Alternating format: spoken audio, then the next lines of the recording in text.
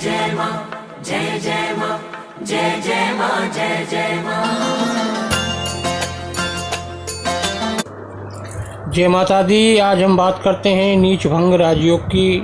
ज्योतिष के अनुसार कुंडली में ग्रह उच्च मूल त्रिकोण राशि, स्वय राशि, मित्र राशि, सम राशि, शत्रु राशि और नीच राशि में उपस्थित होता है। इस प्रकार उच्च राशि में ग्रह के होने पर शुभ प्रभाव पड़ता है और नीच राशि में होने पर बुरा प्रभाव पड़ता है। लेकिन कई बार कोई नीच ग्रह इस तरह बैठा हुआ होता है कि उसकी नीचता समाप्त हो जाती है और वह प्रबल तौर पर राजयोग कारक ग्रह बन जाता है। उसे वैदिक ज्योतिष में नीच भंग राजयोग कहते हैं। इस योग में रंक को राजा बनाने की क्षमता होती है। अब इसकी नीच भंग राजयोग का निर्माण कैसे होता है, उससे पहले ये जानना जरूरी है कि कौन सा ग्रह किस राशि में नीच का होता है। सूर्य तुला राशि में नीच के होते हैं, चंद्रमा वृश्चिक राशि में नीच के होते हैं, बुध मीन राशि में नीच के होते हैं, गुरु मकर राशि में नीच के होते हैं, शुक्र कन्या राशि में नीच के होते हैं और शनि मेष राशि में नीच के होते हैं। अब कुंडली में नीच भंग राजयोग का निर्माण कैसे होता है। यदि किसी कुंडली में एक उच्च ग्रह के साथ एक नीच ग्रह बैठ जाए तो कुंडली में नीच भंग राजयोग बनता है।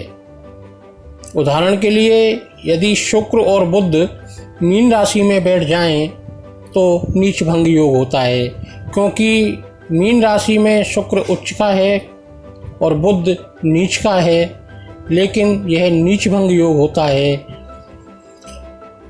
अब दूसरे उदाहरण में देखते हैं। यदि किसी कुंडली में कोई ग्रह अपनी नीच राशि में बैठा हुआ है और उस राशि का स्वामी लगन से या चंद्र भाव से केंद्र स्थान में स्थित हो जाए तो भी नीच भंग राजयोग बनता है।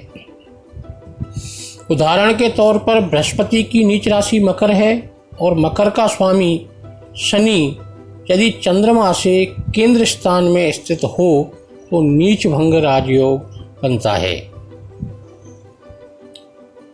अगला सिद्धांत है, यदि किसी कुंडली में कोई ग्रह अपनी नीच राशि में हो और उस राशि में उच्च होने वाला ग्रह चंद्रमा से केंद्र स्थान में हो तो भी नीच भंग राजयोग बनता है। उदाहरण के लिए शनि की नीच राशि मेष है और सूर्य की उच्च राशि मेष है। सूर्य चंद्रमा से केंद्र स्थान में स्थापित हो तो इस राजयोग का भी निर्माण होता है। अगले सिद्धांत को देखते हैं। यदि किसी कुंडली में नीच ग्रह के स्वामी की दृष्टि भी किसी नीच ग्रह पर हो तो भी नीच भंग राजयोग बनता है।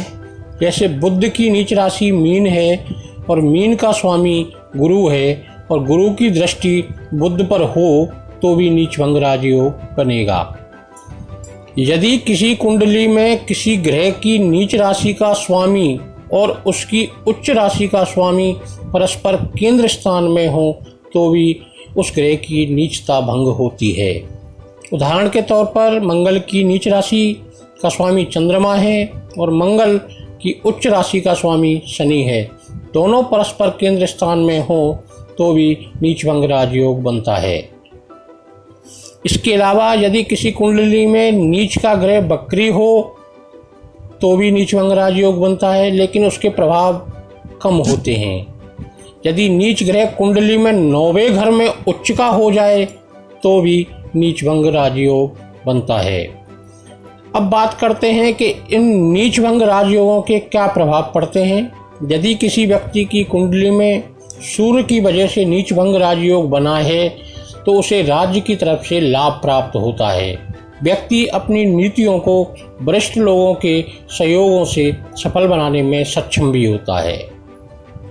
यदि किसी कुंडली में बुध की वजह से नीच भंग राजयोग बना है तो व्यक्ति की बुद्धि अनैतिक कार्य को करने में लग जाती है, परंतु उसके मित्रगण उसे सही दिशा में वापस ले आते हैं। यदि किसी कुंडली में चंद्रमा की वजह से नीच भंग राजयोग बना है तो व्यक्ति काफ़ी भावुक और जल्दी से विश्वास करने वाला बनता है। इसकी वजह से उसे विश्वासघात सहन करना पड़ता है। यदि किसी कुंडली में मंगल की वजह से नीच भंग राजयोग बना है तो व्यक्ति अधिक उग्र हो सकता है और जल्दबाजी में गलत काम भी कर सकता है। हालांकि व्यक्ति को सरकारी नौकरी मिल सकती है और प्रॉपर्टी के कार्य में या प्रॉपर्टी का लाभ भी प्राप्त हो सकता है। यदि किसी कुंडली में शुक्र की वजह से नीच भंग राजयोग बना है तो व्यक्ति को प्रसिद्धि और पैसा दोनों मिलते हैं। व्यक्ति के अंदर अहंकार आ जाता है और वह दिखावा करने लगता है। यदि किसी कुंडली में गुरु की वजह से नीच भंग राजयोग बना है तो व्यक्ति की बुद्धि ज्ञान में वृद्धि होती है और वह कार्य कुशल बनता है। यदि किसी कुंडली में शनि की वजह से नीच भंग राजयोग बना है तो व्यक्ति कार्य कुशल और व्यवहारिक दोनों ही होता है। नीच भंग के जो प्रभाव होते हैं और उनके हमें क्या उपाय करने चाहिए इस पर थोड़ा सा हम प्रकाश डालते हैं। जब भी कोई ग्रह नीच का होकर जिस राशि में बैठा है और उसकी वजह से नीच भंग हो रहा है तो जिस घर में है उस घर की जो हम रेमेडी करें और उन रेमेडी में उन दोनों का एक तालमेल बनाएं तो हमें उस नीच भंग के अच्छे परिणाम प्राप्त होते हैं। जय माता दी।